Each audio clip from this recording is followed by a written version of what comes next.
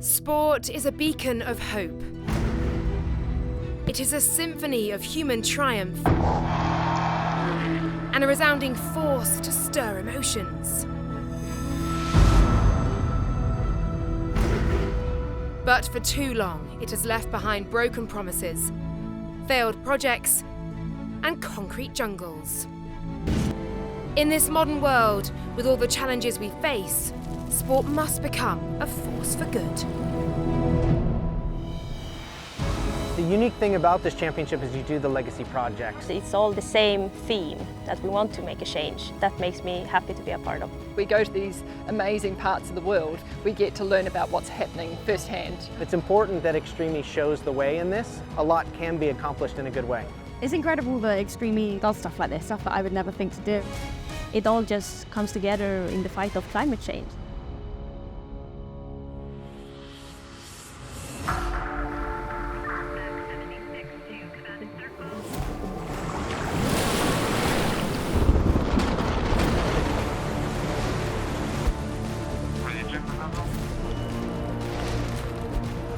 Prepare to be aggressive.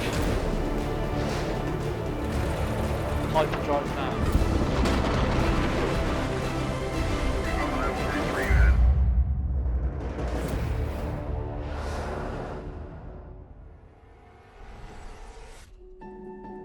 Extreme E is a sport built for purpose, and at each race location that it visits, the championship creates legacy projects which aim to make a positive impact on the environment long after the racing is finished. During the Island X Prix in Sardinia, the drivers headed to a local bee farm to learn about how Extreme E is protecting bee species, which have seen a severe decline in the region due to soaring temperatures. So today we have the Legacy project here at the Island X Prix in Sardinia. We are currently at a bee farm learning about how the wildfires a few years back affected the whole bee environment. We are here today in San Sperate in the Terra Antiga farm with the old generation of beekeepers that lost 30 million bees during the mega fire in Montiferru in 2021. So obviously the wildfire had a massive impact on this area, but I think when many of us just hear wildfires and we just see the flames, but we don't really think of the big picture. So here in Sardinia, Extreme E has partnered with MedSea again. And together they're replanting 1/2 hectare of nature-rich plants and shrubs and trees to create a forest that will support bees for the future. I mean, I would say at least 60% of the people showing up were like, oh my God, I'm afraid of bees, this is gonna be torture. I'm just quite nervous about this, Timmy especially, because he hates bees. How often do you get stung? Often. Great. It's part of your job, Timmy, just get on with it. Bringing the drivers to Legacy is absolutely essential because they can hear about it, but when you see them actually getting involved, it creates that real meaningful moment between the drivers and what we're trying to emphasize as a championship. I've never been that close to a beehive before, but I think you feel super protected in the suit, and then you can have a good look and try and find the queen bee. And if there's a queen bee, it means the hive is healthy. It's nice to see how docile they can be. You know, once the smoke is there and the bees, I think, are kind of used to the interruption. So nectariferous forest, of course, it's not only planting trees, but planting the good trees that belong to the area, first of all, and also the density of the forest itself.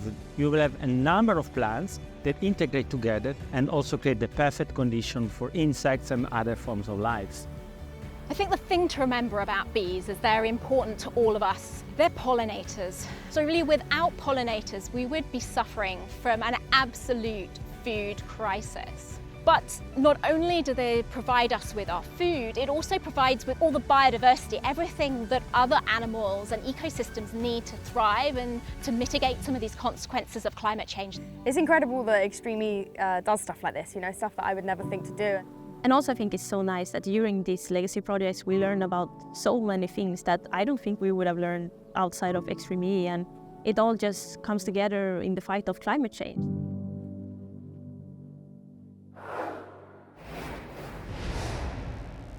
As a new day dawned on the island of Sardinia, the cars lined up for qualifying 1 to begin round 6 of the Island X Prix. Good start for Kristoffersen this side. The grid, he's got great traction away from the line. 4 cars going in. It's like yesterday's final over again. McConnell through the branding over the grass. Johan Kristoffersen gets the whole shot and Kristoffersen's away. So you're on board with McConnell. He's got a problem. Due to a puncture, X44 were left to finish at the back of the pack, leaving RXR to continue their momentum from round 5 and finish first, with number 99 Chip Ganassi in second and JBXE ending in third due to a McLaren penalty. After a disappointing round 5, Veloce were determined to get through qualifying on top.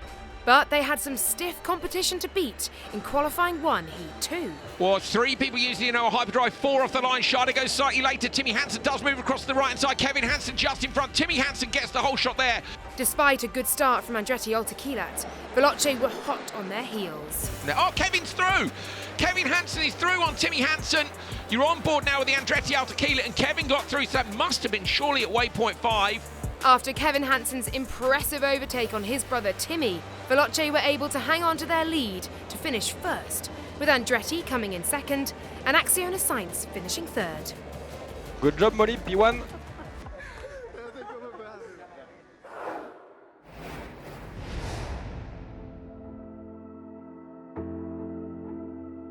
With electric racing being the bedrock of Extreme E, it was crucial that the championship selected the right charging partners. A global leader in energy solution, Enel X-Way took on the challenge of providing this for a series that races in some of the world's most extreme locations. We provide the chargers to the competition, and we charge all the cars in the paddock. So we are really proud to deliver this technology, and we are really proud to have the technology that is working everywhere in the world. The charge works exactly like standard chargers, and it's able to provide fast charge during the race weekend. We developed the charger internally by our engineering group, and every season we introduced new technologies and innovation in the charger. And this year we are able to provide faster and reliable solution for the recharges, and we have also integrated a control room for the charging monitoring. The charger is able to deliver up to 50 kilowatt power to the car. Of course, it's limited to the car, capability to receive power, but it's a fast charge. It is certified and reliable during the weekend. We developed the charger exactly for this championship. Of course, we adapt the power according to the power availability on site and the car requirements, so we are flexible to give exactly what the car wants. In Enel X-Way, we have one laboratory in Rome, in Via Flaminia. It is our headquarters of the technology development. And in this headquarters, we develop the solution and we test it. We are in our office in Via Flaminia, where we integrated a laboratory for software testing and development. We can have our engineers working closely in the design and testing phase, and also close contact between conventional and motorsport technologies. We have a collaboration with our strategic partner, the CESI, to perform safety, mechanical, environmental, electrical and EMC testing. Extreme E is the challenge that we needed. It represents a very tough environment where we can test our technology. So if you think that you have extreme temperature, extreme altitude, and so on, it's a perfect test bench.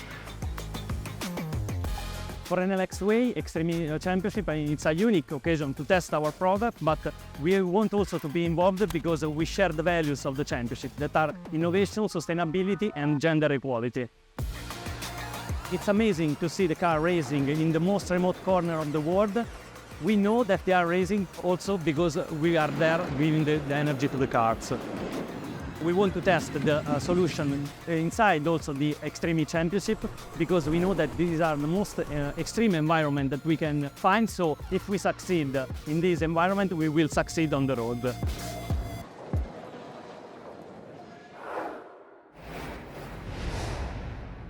As the teams prepared for qualifying 2, all eyes were on X44 Vida Carbon Racing to see if the Season 2 champions could snatch complete victory away from RXR and find a place in the final. I'm keen to see what Gutierrez does from lane number 1, because we know they can't take the start. If they take that separate lane, they'll be at the back of the pack, and they must win this encounter to make the final. Gutierrez trying to come into the middle of the pack. She's alongside, ends up P5 anyway. In the train out front, it's Michaela Arlen-Kotlinski. After another impressive start from RXR, X44 were desperately trying to claw back positions for some qualifying points. Despite overtaking McLaren and acquiring 4th, disaster struck before the switch zone. Oh, Gutierrez spins, almost goes all the way round, does get it into the switch zone. Yeah, the rear left wheel that the car's crabbing badly. This is an absolute shocker for them. Resulting in RXR completely dominating the qualifying races, leaving Andretti to come in 2nd and App Cupra in 3rd. Nice one, mate. Nice one, Tim. Good job. Good start, Mickey. With RXR at the top of qualifying, the only team that could knock them down was Veloce Racing, with a first-place finish in Heat 2. Everybody except Leah Block using the hyperdrive, which says to me she's going to go lane 1. She does. Molly Taylor coming across 3 cars wide. Taylor gets into that gap. Andreas Backward hasn't been able to make that work, so Backward is at the back of 4 drivers. Amanda Sorensen has got the brilliant start from slot number 4, so that looks like it is the one. Despite Veloce's strong start into 2nd place, damage to Molly Taylor's car quickly put them back into last place. Oh, she's going past Molly Taylor, so Molly Taylor being passed by Leah Block. Has Taylor got a problem? So Leah Block makes a pass there on Molly Taylor. Backwards now got to do the same thing. At the front of the race, the battle for the top positions was heating up. Leah Sands looks to the inside. Leah Sands passes. Leah Block comes in hot as well. Side by side with the 2 American young female drivers. Now Block drops back. Andreas Backward gets through. As the drivers headed into the switch, JBXE were able to overtake Amanda Sorensen for 2nd place. Axiona Science guaranteed their place in the final by finishing 1st. Despite Carl Cox Motorsport's impressive racing, they finished 3rd due to a penalty, leaving JBXE to claim 2nd place and qualify for the final. In a break from competitive action during race week, the Extreme E teams came together to play a sport less familiar to the drivers. Today we're here on the beach in Portofino and we're playing 2 local volleyball teams from the community.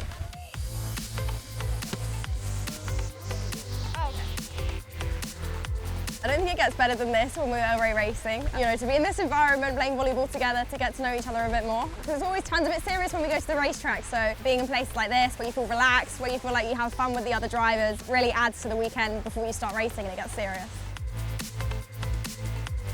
It's super cool to engage with those kids and guys.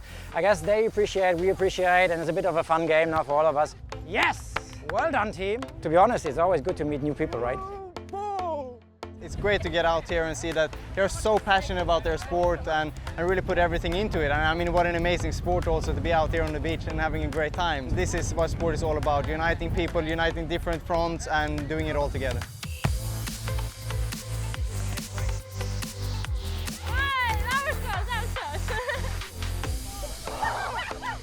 I think probably I was the most rubbish out there, but I don't think Katie did too well either. They are a lot better than we are. Although we weren't very good on track, we did pick up towards the end. I think we started to bond as a team.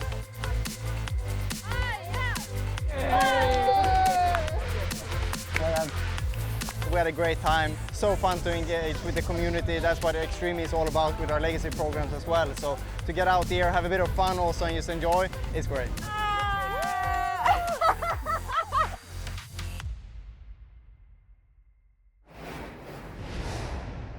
Extreme E endeavours to go beyond just racing, a philosophy held by X44 Vida Carbon racing driver Christina Gutierrez.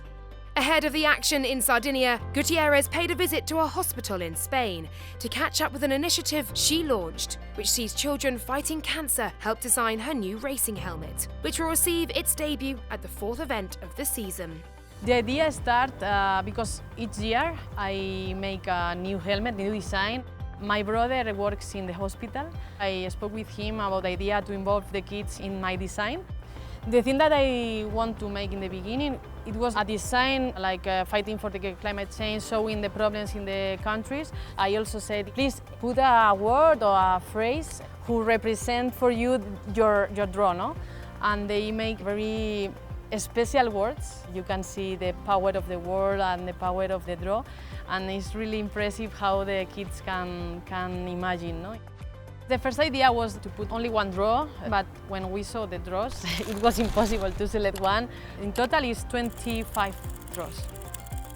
Can you tell me the impact on the children during the activity? This hospital is a home for our children. Some of them spent a long time here, months, some of them even years. So all these things, all the colors, and all the people that is here brightening it up. And to have people like you here with your smile, with your ideas, it's absolutely beautiful for them. The impact will be huge. We will always remember, I'm sure.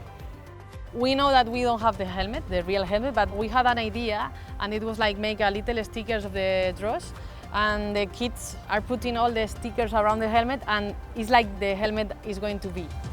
The main thing in Extreme is not only the sporting part, it's the values, and for me to explain how extreme is extreme, and for example in which places I drove in the past or in the future is very important, because they imagine that his draws is getting around the world and traveling a lot, and they are very excited for that. This is only the beginning, and it's not only my helmet. For sure I want to involve the families, the kids. I know the history of many of them, and they are very hard, so imagine how can I feel when I put my helmet on. For sure, I want to drive with all of them in my head, and all the energy that they had makes me more strong to try to win everything.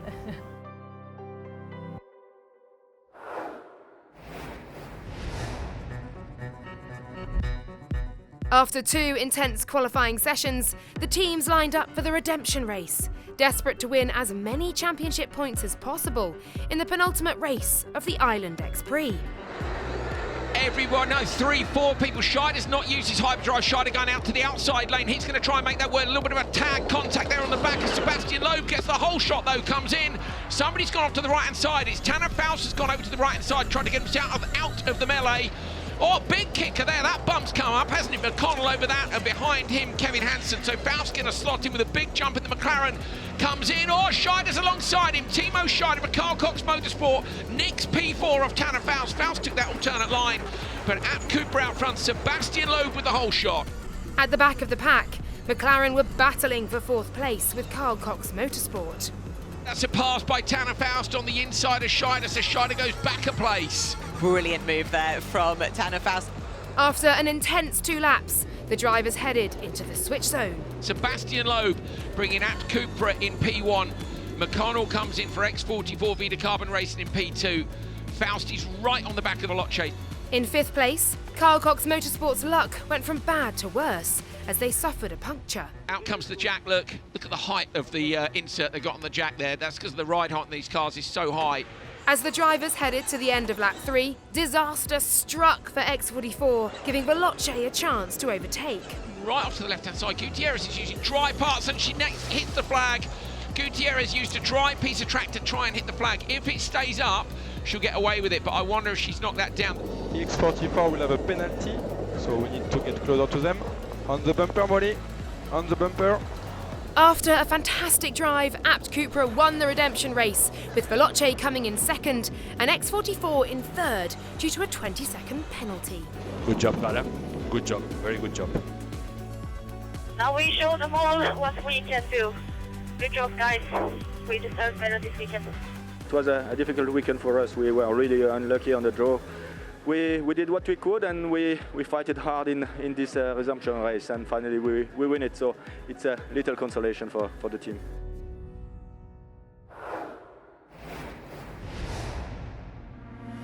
So after a thrilling weekend of racing, it all came down to this. The 5 finalists lined up at the start line for the grand final of round 6 of the Island X Prix. Away from the line, then Hedda Hozos on the far side. He's going to come and try and get into the middle of the pack. She drops in across the back, 3 wide. Christopherson drops out, but this time he ended up in the bushes yesterday. This time it's Timmy Hansen who goes off-roading, and Christopherson comes from the back of the pack to the lead. How has he done that? He was in P4, 2 cars went off the side of the road, and he comes through to take the whole shot. A brilliant start for Kristoffersson, but a hungry Matthias Ekström was right on his tail, trying his luck at an overtake. Ekström is right in the mirrors of Kristoffersson, puts the car out to the right, then out to the left. He wants Johan to look in the mirrors, now looking to the inside line. Matthias right on you. We've seen plenty of passes up here. Ekström goes late on the brakes, but Kristoffersson knows, and look, he's nailed it onto that inside line. And he runs into the back corner, just gives him a little nudge. Watch the bumps here, particularly on the way in, just here. Look how deep that rut is now. Look how much track width they're using here. They're coming in absolutely broadside. No steering angle, just super sideways. At the switch, an eager Michaela Arlen-Kotlinski couldn't wait to get behind the wheel to keep up that lead that Kristoffersson had battled so hard for. Only a matter of seconds behind was Laia Sanz, who would have to have the drive of her life to keep her team in the running for top spot. Arlen-Kotlinski leads from Laia Sanz. Then got Amanda Sorensen and Katie Munnings. The gaps there are all pretty much static at the minute. Look at Laia Sanz. She is after Arlen-Kotlinski. They're at waypoint number 3. Tidy out of 3 and then hyperdrive. At the back of the pack, a battle was emerging as Andretti Altakilat's Katie Munnings hunted down Chip Ganassi Racing's Amanda Sorensen. Katie Munnings is just 0.7 of a second behind Amanda Sorensen. This could be the battle for the last podium place. Keep that pressure, keep that pressure. It's been almost a perfect day for Rosberg X Racing. They've won all 3 races today, and they've won both rounds in Sardinia. Another win for RXR. P2, Acciona Science for Laia Sanz. She got within an ace of it, but not quite, and Munnings has nicked it. Katie Munnings takes P3, fantastic result for them. Yes! Katie, well done. Love that, on the line, you're on the podium. The win marked an incredible end to a massively successful weekend for RXR, who bagged first place in both rounds. The double win put them in second place in the championship standings, chasing down Acciona Science in first.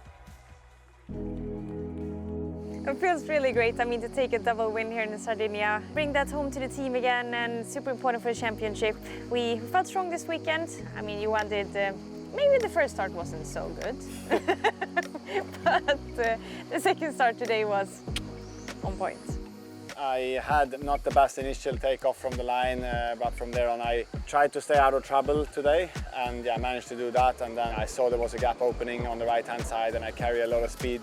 Exit off the first corner, so I managed to get up on the side of Matthias. Just on the crest there, I actually regret it a little bit because I knew that it's going to be super tight and there is not really space for 2 cars there. But me and Matthias made space for it, and fair play to him as well. From there on, it was mostly, try and just tick off the kilometers on the track, nail the corners, and make sure to be fast at the right spots. So happy with the performance of the weekend. Also, the guys have done an amazing job. The car has been playful to drive. We can't forget how many hours they put in during the weekend as well. We put in the hours of analyzing and driving, but the hours they put in, they leave the hotel earlier than us and they come back many hours after. When you win the first day, it's like you still have another day of racing to go, so you cannot really relax and enjoy the win. Preferably it's better to win on Sunday, but ideally is to win both. Exactly. It is a very tight championship with good drivers and good teams. It's so competitive now, and it was really tough racing out there today. It's really elbows out, and if you can stay out of trouble, that makes life so much easier for the team. There is still a lot of things to improve from our side as well, and it's really nice to see how the championship is improving in terms of competitiveness. It's the first time that Nico is joining this year, so it was great to have him here and give a double win to him as well. He's always, looking at every single possibility. Is there any developing opportunities? What can we do in the start? What can we do here? And I think that is the way the team is working as well, because in the end we all have equal cars, so we all have to be creative and find ways to get better all the time without taking a step in the total wrong way. So he's always there, making sure that we push ourselves to the limits. Those tight lines, they were epic. They were epic. This weekend it's been useful information passed, both ways in the switch, which has been very good. When the track conditions are changing, it's super nice to get some feedback and to give some feedback and know when to say push, know when to hold back, know our weaknesses and know our strong things. And just the language is easier also when it's in Swedish, of course. You only have a couple of seconds to communicate and you get to learn each other. Michaela almost doesn't even have to say anything. I know already how she feels and if she's happy or not. If we grab the win, but she wasn't fast enough, I know already that she won't be satisfied. So, yeah, I think that's how it is when you've been working, for a couple of races together. Thank you, everyone. That is so amazing. What a start from you one. Amazing. Yes! I mean, it's also nice. We live 45 minutes away from each other, so going to the event, we drive together to the airport and travel together. And I think maybe sometimes it's, I was just going to say, I think sometimes he's a bit annoyed because I do feel like a little sister to him. He's actually very much like my brother. You know that. After such a weekend, it's really nice to be in contention again. Obviously, we haven't won since here last year. These 2 wins has been a bit long coming, so yeah, really nice to try and enjoy this evening. It takes so many things to get these highs. It takes so much work from the whole team and all the pieces to come together and so on. So I definitely think that we should celebrate.